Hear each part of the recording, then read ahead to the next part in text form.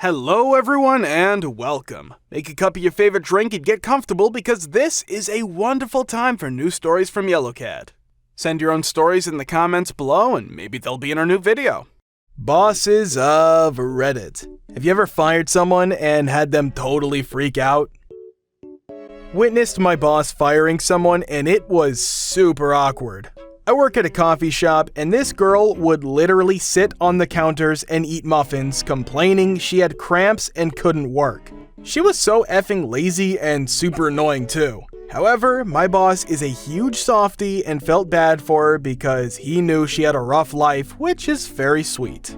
One day, she came in 2 hours late and he pulled her into the back and explained to her that if this ever happened again, he would have to fire her. So she gets up and opens the door and laughs super loudly in his face and screams out, "Fire me? Fire me? Yeah, effing right. You don't have the effing balls to fire me. I effing dare you, you effing P." My boss got up, walked to the doorway where she was now standing, and replied, "Get the F out, you're fired."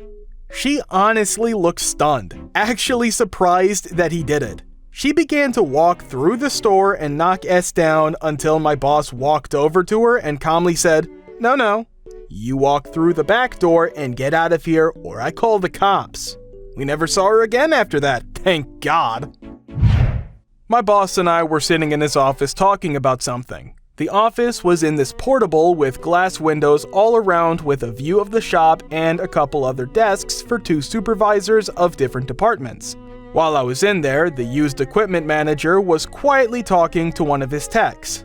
I don't know what was said, but out of nowhere, this guy just starts going ballistic and yelling at him. He didn't really say anything to hint at what was happening, just swearing and screaming at his boss. Finally, his boss just tells him to leave, that he no longer works there anymore. The tech just pushes his computer off the desk and starts throwing S all over the place.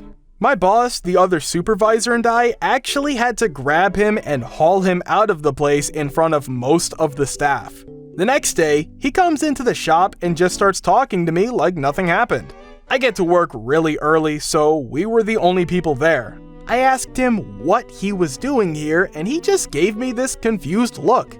He said he couldn't remember anything, that he thought he just took a sick day the day before. I told him what happened, and he was like, "Oh, right. Nice talking to you." Then he just left. It was the weirdest thing.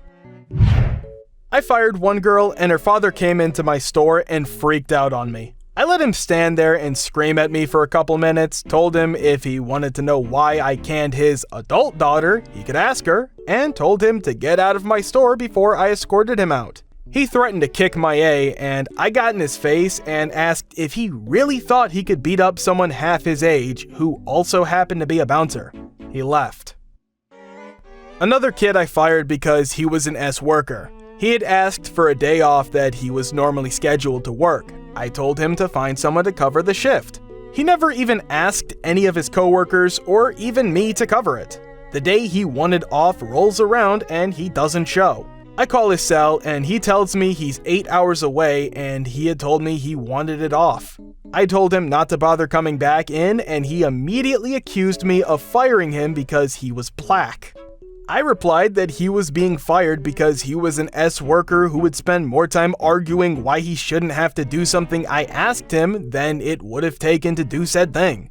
He claimed that his mom's friend was a lawyer and the guy had been telling him that he had the basis for a real good case against me for being racist. I told him good luck, I'd see him in court with my 6 black siblings and hung up on him. He called my boss and gave him the same BS story, so my boss caved and gave him a job at another one of our stores. He got fired after 2 months for being repeatedly late, then finally not showing up for a shift.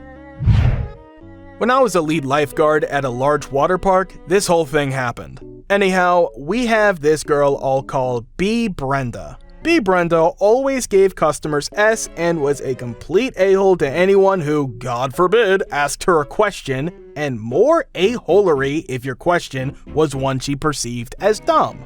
The manager/lead guards, me included among this group, knew she was like this and the other guards knew she was bad. They hated dealing with her.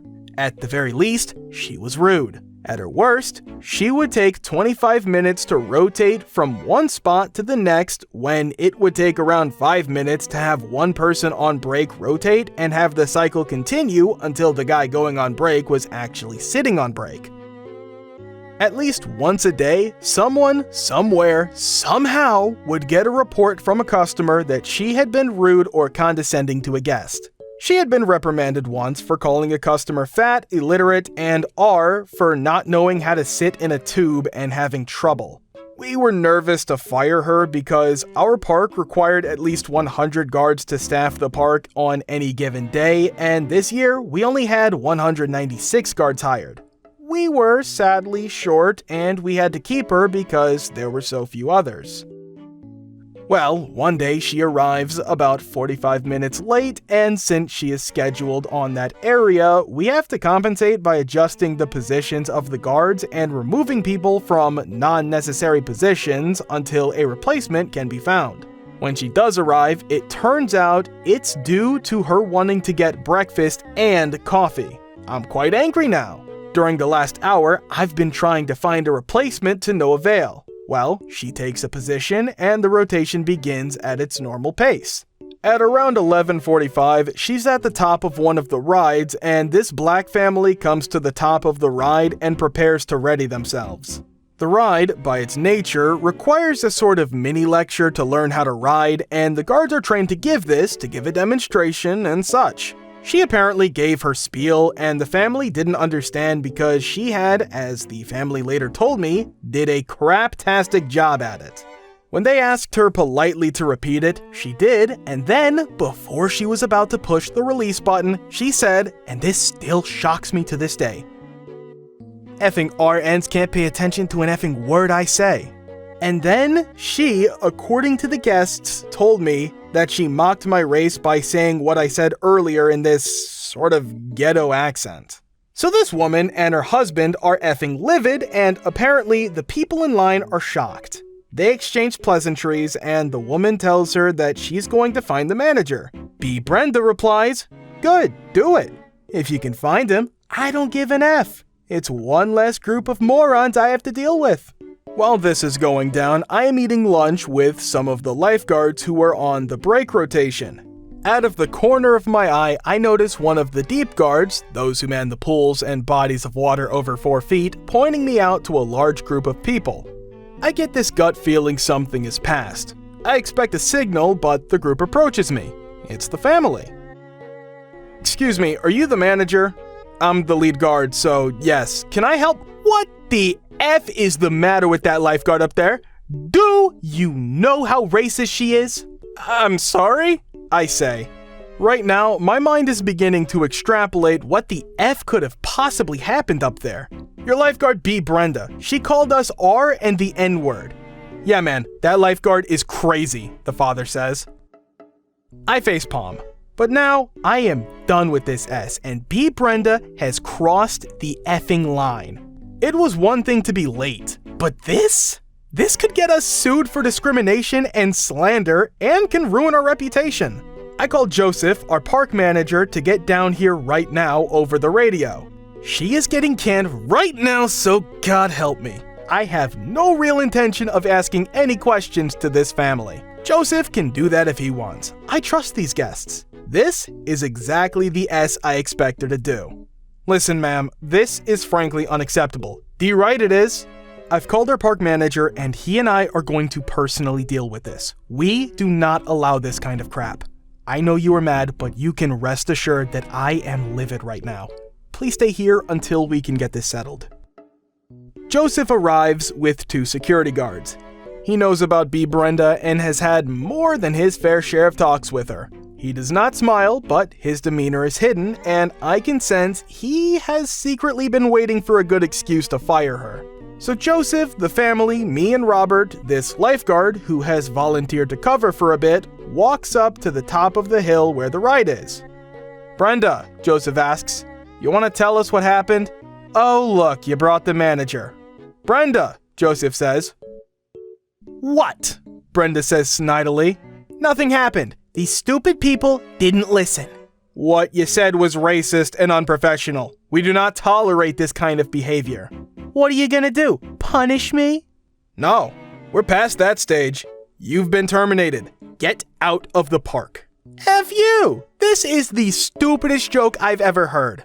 You don't got the balls to effing fire my A. No, Brenda, this is for real, I say. You are one of the worst people I've had the pleasure of working with. You showed up late, have been rude to customers, have screwed up the rotations more times than I can count, and have refused to help guests with basic customer service. The park is done with you, and we no longer want you on the team. Right, I am the most bad A lifeguard. I think I can safely speak for the other guards that you are not as loved as you think you are. Get out now. Robert is going to be taking your place on his break shift, I might add. Make me. Okay, one of the security guards says. Brenda, just get out before you make this worse for yourself, Robert says. You bees don't have the balls, she says. Now, at this park, we had these big rental tubes that were essentially giant donuts, but about 5 feet across because we purposefully overinflated them to ensure that they could handle the stresses of fat people and whatnot. But they weigh about 20 pounds and carry a lot of energy if they are tossed or thrown. Their bulk ensures that it can easily knock a person over, at the very least making them stumble. In the wave pools, they knock people over. Brenda grabs a rental tube that is lying nearby where a family had set up a blanket and a picnic, and she twirls around and throws it and knocks Joseph over. Robert and I catch him before he falls onto the concrete, and the two guards stumble after her while scrambling to call the park police. She was caught 5 minutes later after she tried to get to her car in the employee lot.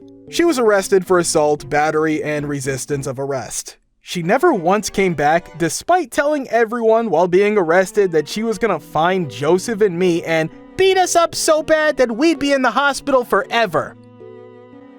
Thank you for watching. Guys, thank you for all the support and the likes. Subscribe to the channel if you're not subscribed yet. See you next time.